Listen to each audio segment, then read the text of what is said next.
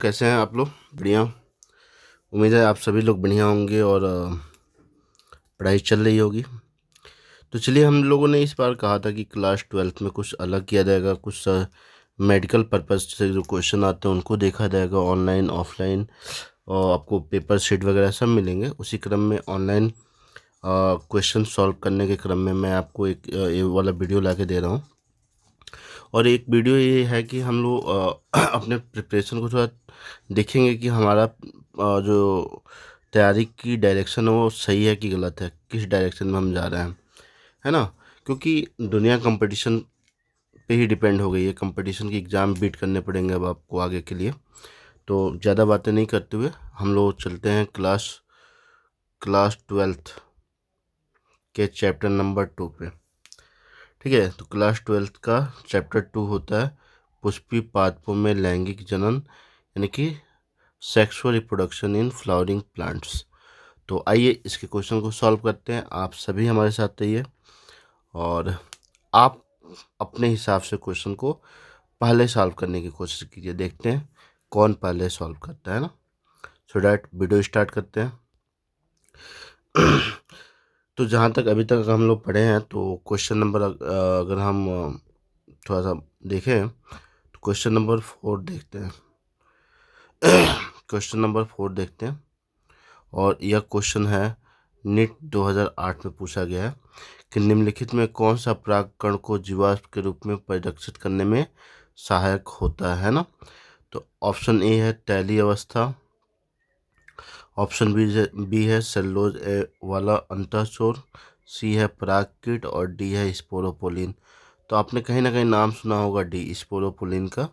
यह एक प्रकार का ऑर्गेनिक कंपाउंड होता है, ऑर्गेनिक कंपाउंड होता है। और अगर हम देखें तो जो परागकण होता है उस परागकण के आउटर लेयर यानी कि एग्जाइन इससे बना होता है। तो ये एग्जाइन है। तो एग्जाइन का फॉर्मेशन किससे होता है? स्पोरोपोलिन से होता है और यह हाई टेम्परेचर इत्यादि को बर्दाश्त कर सकता है। चलिए नेक्स्ट क्वेश्चन पे। दूसरा हमारा क्वेश्चन है, ये भी नीट 2018 में पूछा गया है कि सपक्ष परागकण किस में होते हैं। देखिए, सपक्ष परागकण का मतलब होता है कि ऐसे परागकण जिसमें विंग्स पाए जाते हों, जिसमें क्या पाए जाते हों? विंग्स पाए जाते हों, जो हवा के साथ उड़ सकता है। विंग्स, पंख पाए जाते हो। तो ऐसे परागकण को हम सपक्ष परागकण कहते हैं। और यह सपक्ष परागकण जो होता है यह पाया जाता है पाइनस में। तो सही आंसर हो जाएगा पाइनस। ठीक है, चलिए आगे बढ़ते हैं। फिर हम आते हैं क्वेश्चन नंबर 8 पे, है ना। तो क्वेश्चन नंबर 8 को देखते हैं हम लोग। क्वेश्चन नंबर 8 क्या है? तो देखिए यहाँ पे क्वेश्चन नंबर जो 8 है, ठीक है, ठीक है, सम्मोहक परिपोषित किसके लिए आवश्यक होती है? सम्मोहक मतलब आकर्षित करना और परिपोषित का मतलब होता है भोजन प्राप्त करना। तो इस प्रकार का परागण किसमें पाया जाएगा? सिंपल है, कीट परागण। तो अगर पुष्प खूबसूरत होता है तो कीट उससे सम्मोहित होते हैं और परिपोषित मतलब उनसे उसको नेक्टर मिल जाता है। तो ऑप्शन बी सही होगा। और यह क्वेश्चन पूछा गया नीट 2017 में। नीट 2017 में क्वेश्चन पूछा गया है। अब इसी के नीचे एक और क्वेश्चन है। देखते हैं क्वेश्चन कब का है। क्वेश्चन नंबर 9, यह भी 2017 में पूछा गया है कि वे पुष्प जिसके अंडाशय में एक बीजांड होता है वे एक पुष्प क्रम में बंधे होते हैं, समांतर किसके द्वारा परिपोषित होते हैं? बहुत ही अच्छा क्वेश्चन है। और देखिए, नीट जैसा क्वेश्चन होता है ना, वो आपके विवेक, आपके प्रेजेंस ऑफ माइंड को भी टेस्ट करना चाहता है। तो एक पुष्पी पौधों में एक अंडाशय में एक बीजांड होता है और एक पुष्प क्रम में पाए जाते हैं। तो आपने धान गेहूं का देखा होगा ना, ऐसे होते हैं। तो इसमें पुष्प में एक ही बीजांड होता है, ठीक है, और एक इन्फ्लोरेसेंस पे क्या होते हैं? पाए जाते हैं। तो इसमें परागण जो होता है विंड के द्वारा होता है, वायु के द्वारा। तो ऑप्शन नंबर सी सही है। ठीक है, तो ऑप्शन सी इसका सही है, हवा के द्वारा इसमें परागण की क्रिया होगी, है ना। चलिए नेक्स्ट क्वेश्चन बढ़ते हैं। एक क्वेश्चन ये भी है, इसके साथ का ही लगा हुआ है, क्वेश्चन नंबर 10। ठीक है, ये भी नीट 2017 में क्या हुआ है, पूछा गया है। तो चलिए अब बात करते हैं कि क्या है। एक लिंगाश्रयी पुष्प द्वारा पादप निम्नलिखित में किन दोनों को रोकते हैं। एक लिंगाश्रयी यानी कि डायासियस फ्लावर, ठीक है, डायासियस मतलब होता है यूनिसेक्सुअल फ्लावर, यूनिसेक्सुअल फ्लावर इनमें से किसको रोकने का कार्य करते हैं। तो एक्चुअल में डायासियस फ्लावर का मतलब समझिए, या तो उसमें एंडोसियम होगा, ठीक है, या फिर गाइनोसियम होगा। ठीक है, दोनों में से कोई एक होगी, दोनों एक साथ नहीं पाए जाएंगे। दोनों एक साथ पाए जाते हैं तो उसको मोनोसियस बोलते, सॉरी, हाँ मोनोसियस बोलते हैं। और यह डायासियस की बात कर रहा। ठीक है, डायासियस मतलब ये पुष्प दो अलग अलग पौधों पे पाए जाते हैं। तो यहाँ पे ऑप्शन हो जाएगा आपके लिए, मैं बता दूं, ऑप्शन नंबर बी। अभी रिसेंट में हम लोग इसको पढ़े हैं, स्वयुग्मन, ऑटोगैमी। क्या पढ़े हैं, ऑटोगैमी, है ना। तो ऑटोगैमी में क्या होता है कि मान लीजिए यह गाइनोसियम है, ठीक है, और इसी के बगल में लगा हुआ क्या है, सॉरी, हाँ चलिए, यह मान लीजिए यह गाइनोसियम है और यहाँ पे एंडोसियम है ना, और इसके अंदर ये परागकण है। तो इसका परागकण अगर इस पे जाता है और इसको पोलिनेट करता है तो यह क्रिया कहलाती है ऑटोगैमी, है ना। तो अगर मान लीजिए पौधा एक लिंगी है, पौधा क्या है, मोनोसियस है, एक लिंगी पुष्प है, तो या तो एंडोसियम होगा या तो गाइनोसियम होगा। तो जाहिर सी बात है ऑटोगैमी की क्रिया यहाँ पे नहीं होगी। और दूसरा है सजात पुष्पीय परागण। तो सजात पुष्पीय परागण का क्या मतलब होता है। तो अगर हम सजात पुष्पीय परागण को देखें, ठीक है, सजात पुष्पीय परागण को देखें तो एक ही पौधे में फ्लावर दो जगह होते हैं, ठीक है, एक यहाँ मान लीजिए और एक यहाँ मान लीजिए। तो इसका परागकण इसको आके पोलिनेट करता है, तो इसको बोलते हैं हम बोलते हैं सजात पुष्पीय परागण, गैमेटोगैमी।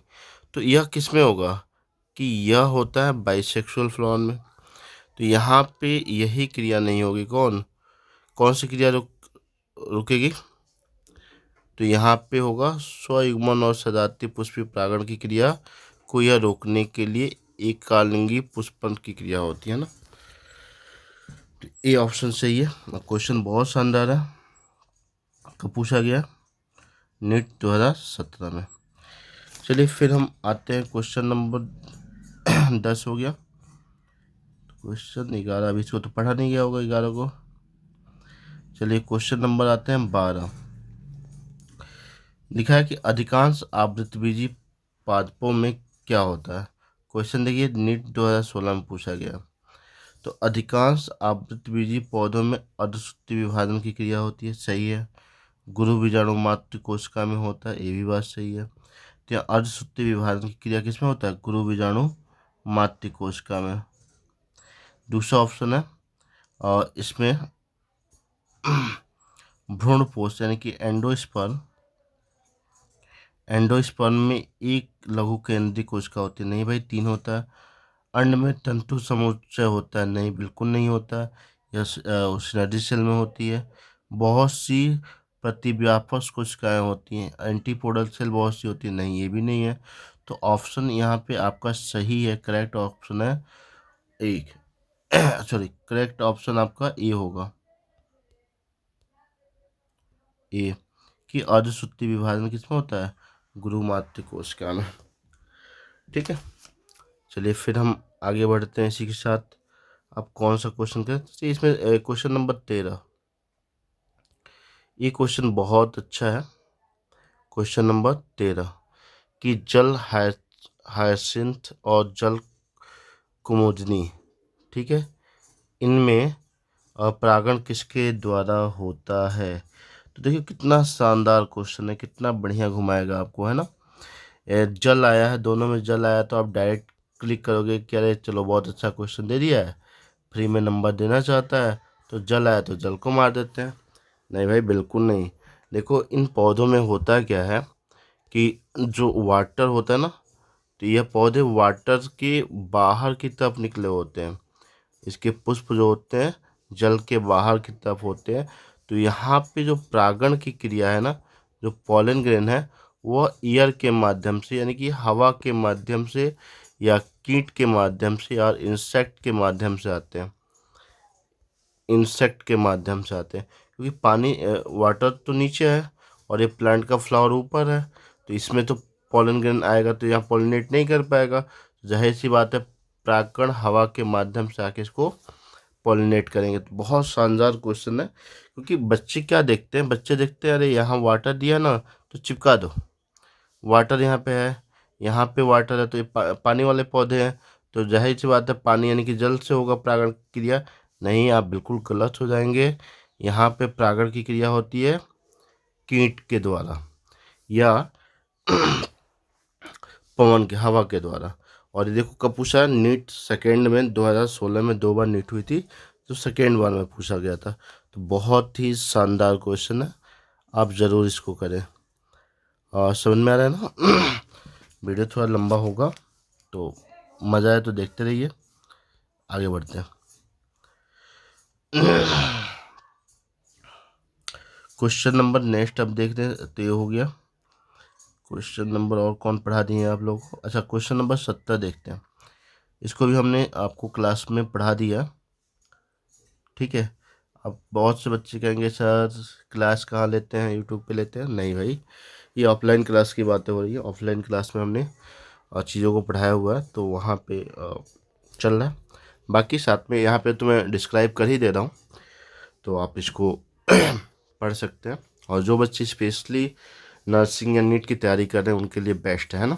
तो चलिए क्वेश्चन नंबर 17 पे पहुँचते हैं।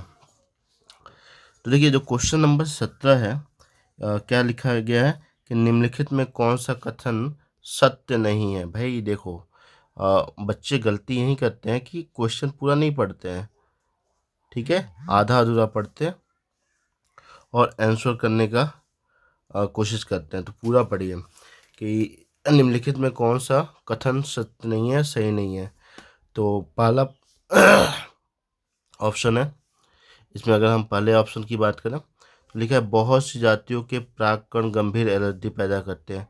तो बात सही है, गलत कहाँ है, ठीक है, ये नहीं होगा। द्रव्य नाइट्रोजन में भंडारित परागकण फसल प्रजनन योजनाओं, बाबू इसको हम पढ़ाए थे ना कि जो लिक्विड नाइट्रोजन होता है -196 डिग्री सेल्सियस, वहाँ पे हम लोग परागकणों को, स्पर्म इत्यादि को संचित करते हैं। तो ये भी बात सही है। नेक्स्ट ऑप्शन है, ठीक है, पराग कोश के स्फुटन में टैपिटम सहायता करती है। टैपिटम कैसे सहायता करेगी, टैपिटम तो सबसे इनर लेयर होती है, ठीक है। सबसे बाहर की तरफ क्या होता है, एपिडर्मिस, फिर एंडोथेसियम, फिर मिडिल लेयर और फिर टैपिटम। तो हमने एंडोथेसियम को बताया था कि इसकी कोशिका है आर्द्रताग्राही होती है, या एयर को एब्जॉर्ब करती, वाटर को एब्जॉर्ब करती है, फूल जाती है, फटती है। तो फटने के लिए, स्फुटन के लिए तो एंडोथेसियम इम्पोर्टेंट है ना। तो ये भाई सब कहाँ आ गया, तो ये बात गलत है। नेक्स्ट चलते हैं, इसमें और देख लेते हैं। तो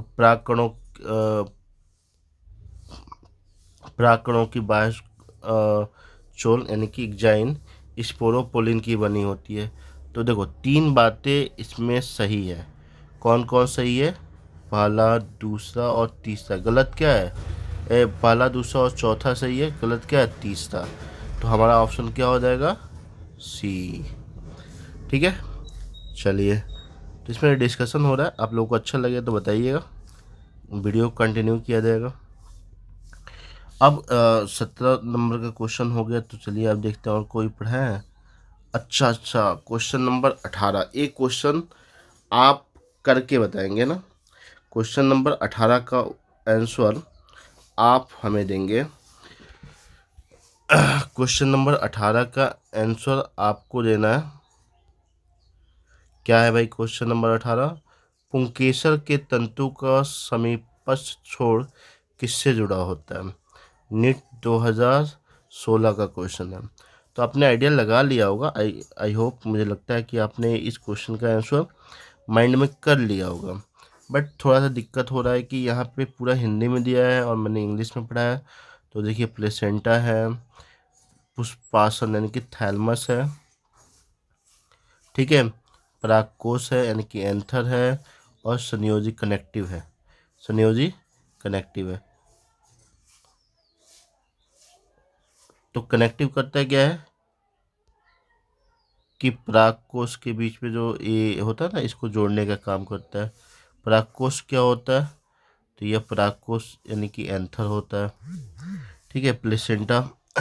तो ऑप्शन इसका जो सही आंसर हो जाएगा, तो आप लोगों ने दिया होगा, क्या दिया है जल्दी बताइए। ऑप्शन बी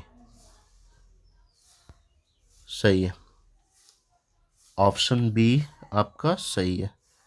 चलिए नेक्स्ट क्वेश्चन की तरफ बढ़ते हैं कि क्वेश्चन नंबर 20, ठीक है, उस टाइम पे AIPMT वगैरह और CPMT होते थे। तो 2015 में क्वेश्चन पूछा गया है, आवृतबीजी पादपों में नर युग्मकों भी क्या बनता है? जो मेल गैमेटोफाइट होता है, मेल गैमेटोफाइट किसे कहते हैं? पॉलन ग्रेन को। किसको कहेंगे? पॉलन ग्रेन को कहते हैं।